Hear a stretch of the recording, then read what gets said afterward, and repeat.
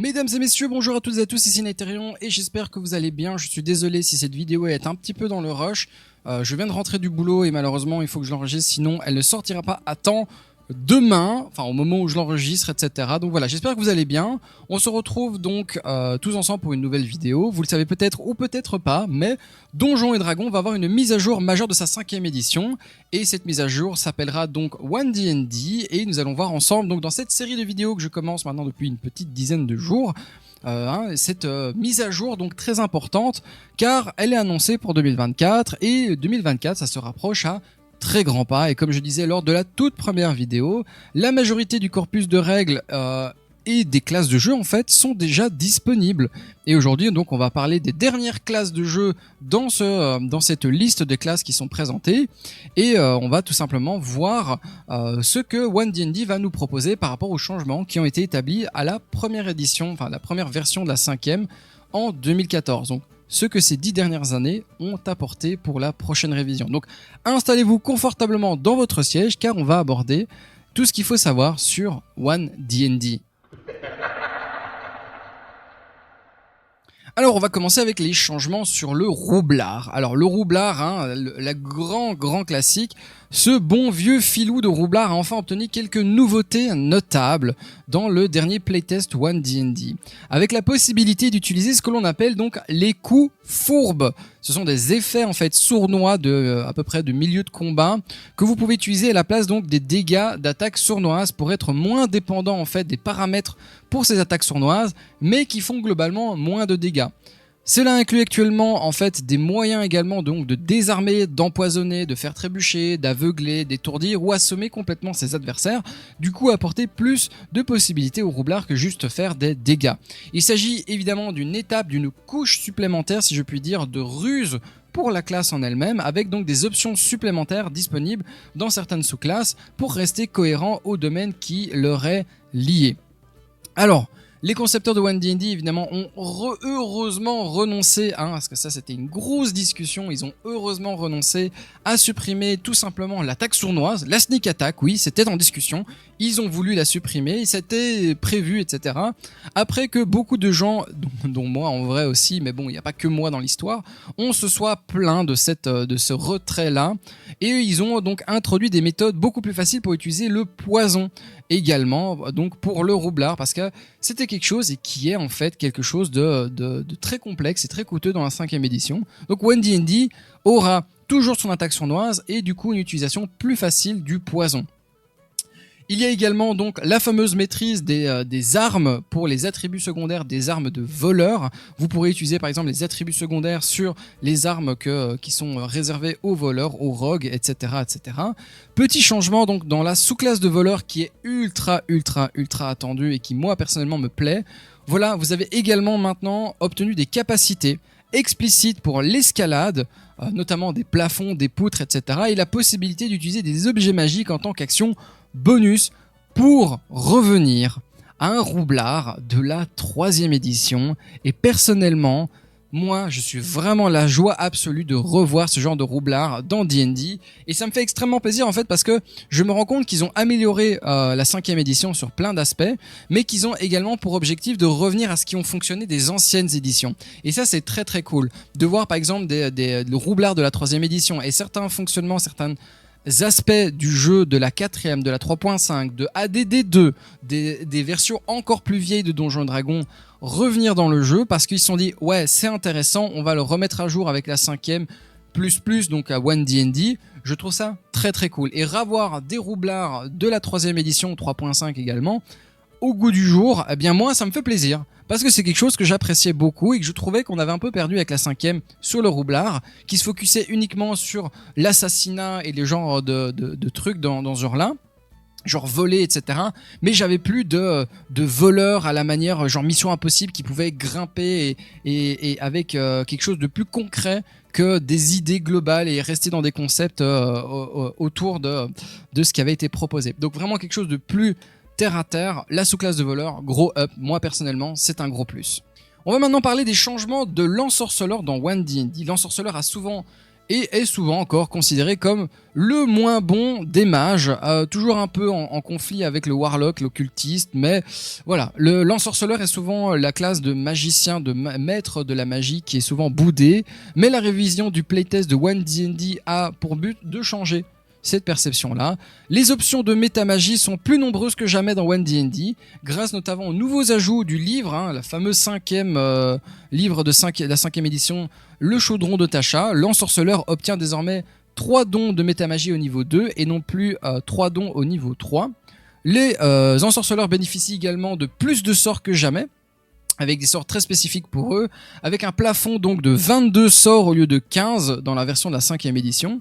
Un certain nombre de sorts sont également ajoutés gratuitement dans son évolution, tout comme l'ensorceleur en bénéficie de manière générale, comme par exemple le Chaos Bolt est garanti de base dès le premier niveau, et les 3 nouveaux sorts qui ont été présentés déjà avec 1D&D ont l'air de donner une bonne vibe sur l'ensorceleur.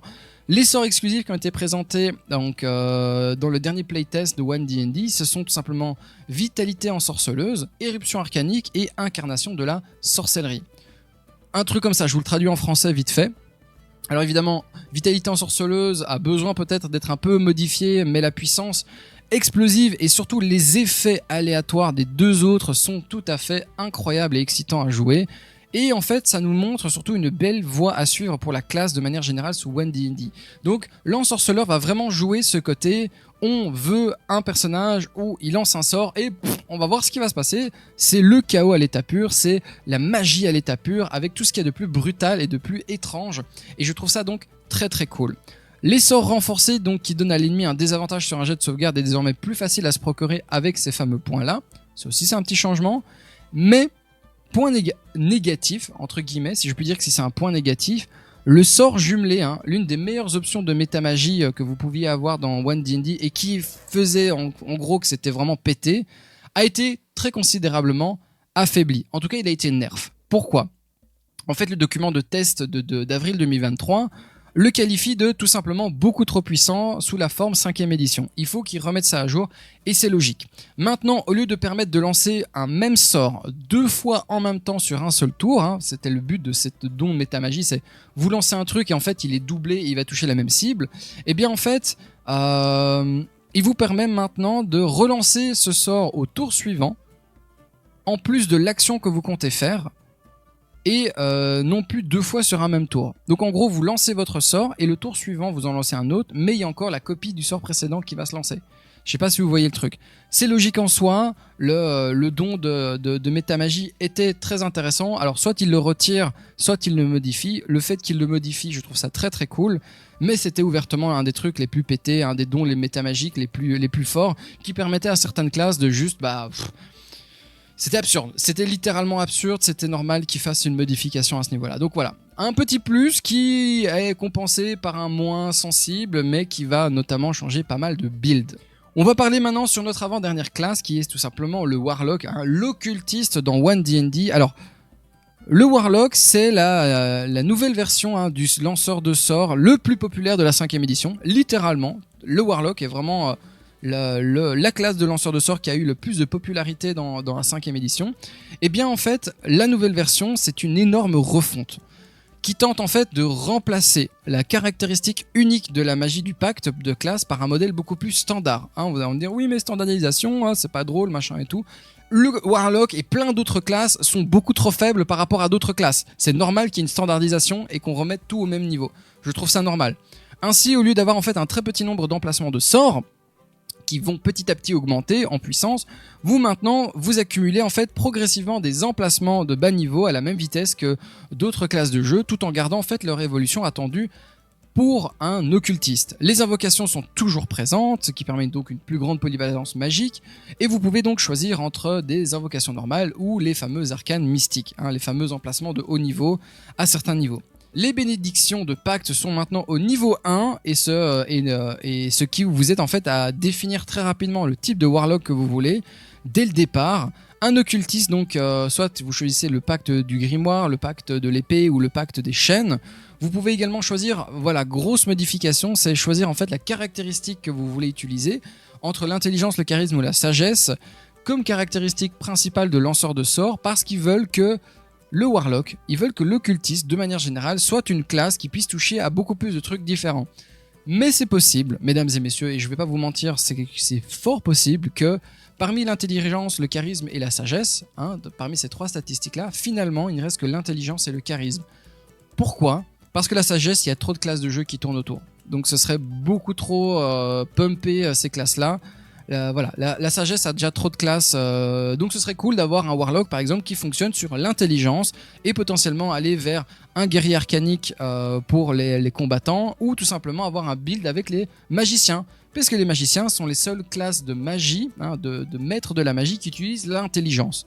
Et en soi, c'est pas mal, l'idée est vraiment cool pour le coup. Et puisque l'on parle des magiciens, des wizards dans 1D&D, le lanceur de sorts extrêmement puissant en fait du magicien a été réorganisé et surtout rebaptisé. Les règles de test évidemment que nous avons concernent principalement sur une des meilleures communications que l'on peut avoir autour des capacités de magicien, avoir une meilleure sonorité pour la magie que vous utilisez et surtout avoir un changement fondamental sur la manière dont on le perçoit et la manière dont il fonctionne. Et je trouve qu'on va enfin avoir un magicien qui fait ce qu'on attend d'un magicien. Je vous explique. Globalement, un magicien, quand vous choisissez une école, eh bien en fait, vous n'avez pas le droit de porter le titre de l'école. En gros, vous êtes un magicien de l'école d'invocation. Vous n'êtes pas un évocateur. Et ça, c'est par exemple un truc qui va changer avec 1D&D. Juste les noms, ça c'est la première chose. Il y a un grand changement en fait dans le fonctionnement de 1D&D autour des magiciens parce que, voilà, les magiciens vont apprendre donc des nouveaux sorts. Vous devez maintenant utiliser un emplacement de sort de premier niveau pour le mémoriser. Et en fait, les niveaux suivants que vous allez utiliser vont vous permettre en fait de les améliorer ou de les changer. Et vous disposez donc de ces moyens supplémentaires pour les modifier ou même créer de nouveaux sorts. Et c'est là qu'on arrive au truc qui moi m'intéresse le plus avec le magicien dans 1D&D. Par exemple, au niveau 5, les magiciens vont apprendre à mémoriser un sort, un rituel qui leur permet donc de remplacer un sort qu'ils ont préparé par un autre qu'ils n'ont pas encore préparé, ce qui les aide notamment à réagir de manière beaucoup plus tactique et directe sans tout au long de la journée sans devoir s'arrêter, réapprendre et machin et tout. C'était souvent le problème avec les magiciens, c'est qu'il était très statique, il n'était pas très polyvalent, il n'était pas très flexible. Mais par exemple, on va avoir rapidement la possibilité de modifier les sorts. Et ça, c'est un truc qui m'intéresse beaucoup. Pourquoi ? Parce qu'on va avoir quelque chose qui se rapproche de la métamagie de l'ensorceleur, mais ça modifie préventivement une des conditions d'un sort pour pouvoir l'utiliser plus facilement ou de manière plus efficace, comme par exemple les composantes, le type de dégâts, la concentration, etc., pour le reste de la journée.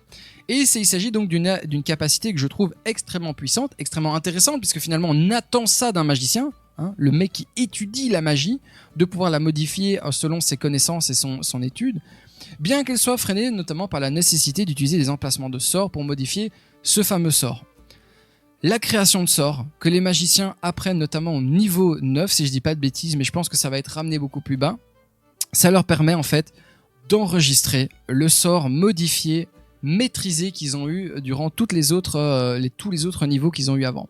Donc en gros, l'idée du magicien, c'est que vous allez vous entraîner à modifier des sorts, petit à petit comprendre comment ils fonctionnent, et plus vous vous entraînez sur ces sorts et vous faites des expérimentations, des expériences, vous avez de l'expérience qui va revenir sur la compréhension, et vous allez pouvoir modifier le sort, vous allez pouvoir l'enregistrer dans votre livre de sorts pour en faire un usage permanent. Et là, mesdames et messieurs, je trouve qu'en termes de roleplay, d'intérêt, de mécanique et de jeu, on est face à un truc qui est incroyable. Il vous faudrait une grosse quantité d'or, etc. pour l'enregistrer, ça c'est normal, ça a toujours été le contrepoids entre guillemets des magiciens. Mais en gros, dites-vous que vous allez pouvoir créer vos propres tomes de magie, vos propres grimoires, vous allez pouvoir les présenter et potentiellement créer votre propre bibliothèque de vos propres sorts. Et du coup, vous allez pouvoir créer vos propres idées, vous allez pouvoir créer vos propres sorts de magie et en modifiant des anciens, en rajoutant d'autres trucs, et il y aura donc potentiellement tout un système où vous allez pouvoir les modifier. Et imaginez en termes de roleplay, que vous soyez un magicien spécialisé, je sais pas moi, sur la magie, on parlait de l'évocation par exemple. Vous êtes un évocateur et vous allez absolument, votre objectif dans la vie, c'est de maîtriser et de développer des nouveaux types de magie, et vous allez pouvoir créer en fait ce que d'autres archimages, etc. avant vous ont fait. L'inscrire dans des livres, les mettre en vente, créer des parchemins, etc. En gros, vous allez faire ce qu'on attend d'un magicien dans D&D depuis 40 ans. Je trouve ça beaucoup trop cool. Le fait d'apprendre, de maîtriser et de pouvoir transmettre ça par écrit dans des grimoires, c'est trop cool. Et là, pour le coup, on va clôturer là-dessus, mais je trouve que le magicien a probablement une des plus belles promesses de changement de One D&D à son actif. Et moi, j'ai trop hâte de voir ce que ça donne. Genre vraiment, pour le coup, je suis désolé de le dire comme ça, mais c'est vraiment très très cool et j'ai vraiment hâte de voir ça. En attendant, j'espère donc que cette vidéo vous aura plu et qu'elle aura pu vous répondre ou en tout cas apporter des réponses claires sur ce que vous attendez ou potentiellement vous pouvez attendre de One D&D. Nous, on se dit rendez-vous à la prochaine vidéo. On a encore 1 ou 2 vidéos qui nous attendent sur la révision One D&D. Moi, je vous dis portez-vous bien et on se dit à la prochaine fois. Salut!